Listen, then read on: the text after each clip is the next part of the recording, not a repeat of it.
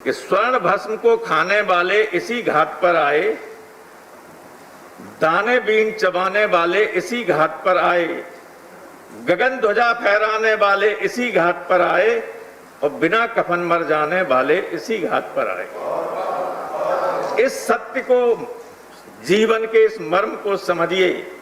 सत्ता में न भी रहें और रहें भी, तब भी जब 10 साल बाद आप गांव के सब खेतों की मेड़ों पर जाएंगे तो टूटी ही मेड़ें आपसे पूछेंगी कि जब हमारा गला काटा जा रहा था तब आप संसद में क्या कर रहे थे। उदास लड़के गांव के ये पूछेंगे, उनके चेहरे जो अभी खिले रहते हैं वो मुरझाए चेहरे ये पूछेंगे कि जब हमारा डेथ वारंट निकाला जा रहा था संसद के जरिए तो आप संसद में क्या कर रहे थे। क्या जवाब देंगे आप? हम जवाब देने लायक नहीं होंगे। इस 7 मिनट में मैं कुछ नहीं कह सकता, लेकिन जीवन के मर्म को समझिए और हम सब पर ये लागू होता है। इसलिए ऐसे काम कीजिए कि आने वाले पीढ़ी कभी आपको दोषी न ठहराए। मैं जानता हूं कि आप सब परंपरावादी तो हैं। कृपया बैठकर ना बोले। खड़े होकर बोले सर। नहीं, आपको नहीं, मैं बाकी लोग कह रहा हूं। आप तो बैठकर ही बोले। मैंने कांग्रेस के श्री बाजवा जी को सुना, भूपेंद्र जी को सुना और डेरिक ओब्रायन और हमारे अन्ना डीएमके के मित्र को सुना। मैं बहुत जोर से तो नहीं बोल सकता, लेकिन कई बार मुझे ये लगता है कि कोई न कोई ऐसा कंपल्सन है जिसकी वजह से सत्ताधारी दल न डिबेट करना चाहता है, न डिस्कस करना चाहता है। They are just rushing through the bills. इतने महत्वपूर्ण बिल, क्या ये उचित नहीं होगा पार्लियामेंट्री डेमोक्रेसी में कि देश के 60% से ज़्यादा लोगों को रोजी रोटी देने वाले सेक्टर के बारे में जब आप बिल लाएं तो विपक्ष के नेताओं से भी बात करें और देश के तमाम किसान संगठनों से बात करें। आपने कोरोना के नाम पर ये सब अध्यादेश जारी कर दिया और बिल लाए, किसी से कोई पूछा नहीं। आप केवल अपने जो बीजेपी का है, भारतीय मजदूर संघ, उससे ही डिस्कशन कर लिया होता, वो भी नहीं पूछा। इसको खत्म करा दिया। आखिर क्या कंपल्सन है, क्या मजबूरी है? भूपेंद्र जी बोल रहे थे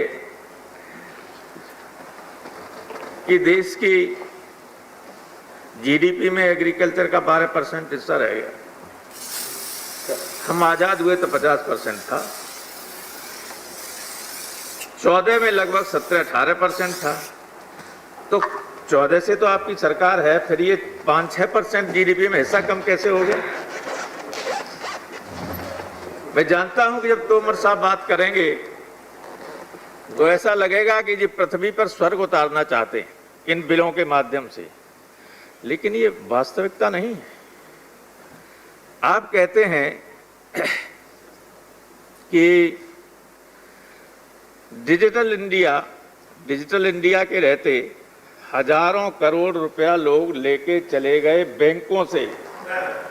किसान की तो बात छोड़िए, जिस दिन किसान डिजिटल से व्यापार करने लगेगा उसे पैसा नहीं मिलेगा, कहां ढूंढता फिरेगा वो अंबानी अडानी को। आपको मालूम है 84% से ज्यादा किसान मार्जिनल है, 3 एकड़ से कम उसके पास जमीन है, वो कहां अपना बेचने जाएगा? ये बड़ी अजीब स्थिति है, जाने किस तरह की बात करते हैं। समानांतर मंडियां हो जाएंगी। आप ये बताइए कि जो अभी मंडी शुल्क से राज्यों को पैसा मिलता है वो जब कम हो जाएगा तो उसकी क्षतिपूर्ति आप कैसे करेंगे? कोई मैकेनिज्म है आपकी? कोई मैकेनिज्म नहीं। और आपने शुरू में ही कहा था कि कहीं भी किसान मनचाही कीमतों पर बेच सकेगा। क्या आप इसकी गारंटी देते हैं कि किसान की मनचाही कीमतों पर कौन मूल्य मिलेगा? मनचाही कीमतों पर इस शब्द पे जोर दीजिए। आपने कहा था शुरू में इंट्रोड्यूस करते समय इन बिलों को, ये नहीं हो सकता है। क्या मालूम क्या स्थिति होगी? जैसे समानांतर बड़े बड़े लोगों की मंडियां आ जाएं और हमारी एग्जिस्टिंग मंडीज,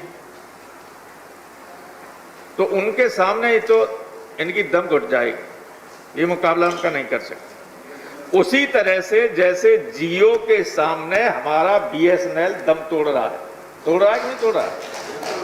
बेचने की स्थिति में हो कि नहीं?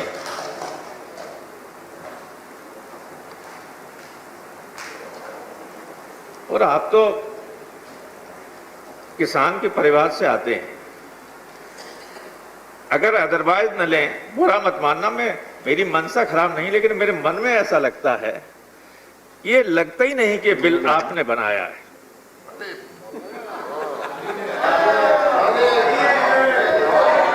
क्योंकि कोई किसान का बेटा इस तरह का बिल नहीं ला सकता। इससे आगे की बात नहीं मैं कहना चाहूंगा, लेकिन आप तोमर साहब, आप चंबल के किनारे के रहने वाले, मैं इन बिलों की टेक्निकलिटीज पर नहीं जाना चाहता, क्योंकि जो कुछ है सब किसान विरोधी है। जो कुछ है, मैं सारे लोगों से ये कहना चाहता हूं कि हमारे चंबल की घाटी में इधर इटावा है, उधर भिंड और ग्वालियर है, जिधर से हमारे मंत्री जी आते हैं। वहां एक बहुत बड़े कवि हुए थे शिशु जी, तो वो जाते थे चंबल के किनारे, तो एक तरफ पनघट था, क्योंकि चंबल का पानी बहुत शुद्ध था, इतना शुद्ध पानी कहीं हिंदुस्तान में नहीं था। लोग वहीं से पानी भर के महिलाएं लाती थी, और एक तरफ मरघट था। उन्होंने पूरा खनकाब लखाछन दे चंबल घाटी पर। Sir, there is 1 minute sir, 1 minute. 1 minute, there is only 1 minute. देखिए, तो उन्होंने मरघट को क्या लिखा, मैं सारे लोगों से, हमारे ऊपर भी लागू होता है।